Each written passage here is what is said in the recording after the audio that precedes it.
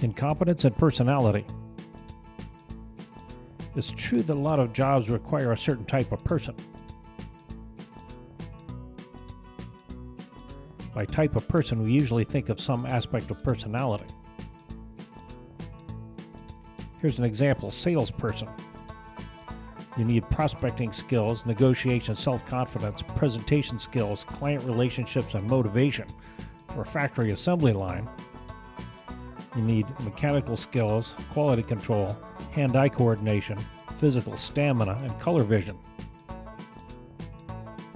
It's highly likely that an employee who's competent at one of these jobs would be incompetent at the other. This has been known for a long time, as far back as 1964. A further complication is that people need to work to keep from starving. They'll temporarily accept a job that they're not temperamentally suited for to keep a roof over their heads. Ideal would be to come up with a predictor that will predict personality and then come up with a personality profile for success in a given job. That way it'd be easy to select an employee that's suited for a given job. Problem is that personality tests work crappily, if at all. Here are a couple of famous ones.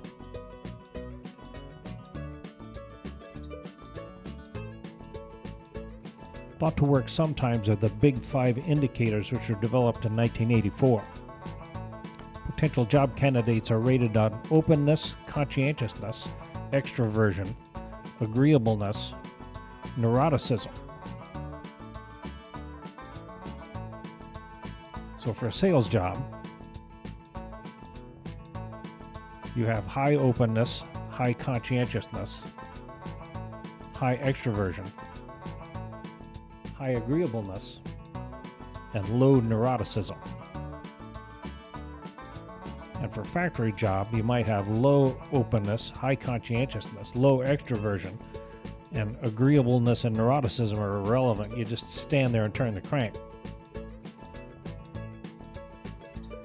Here are the problems. It's difficult to get an accurate data.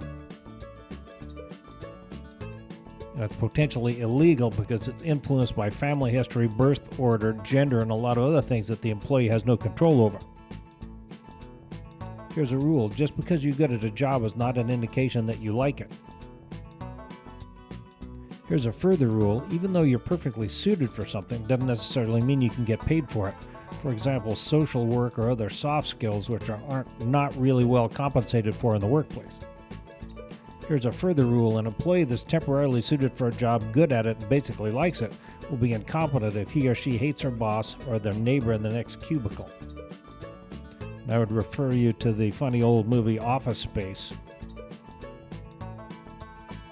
where otherwise competent employees don't do their jobs due to a toxic supervisor and adverse office social climate.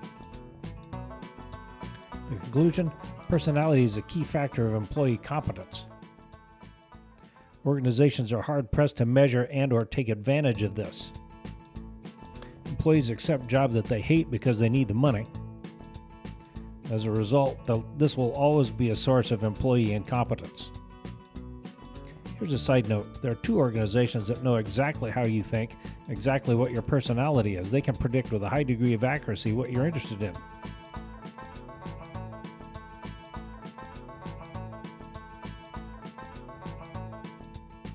You mean that future employees can access my browsing history and make hiring decisions based on what they think is my personality?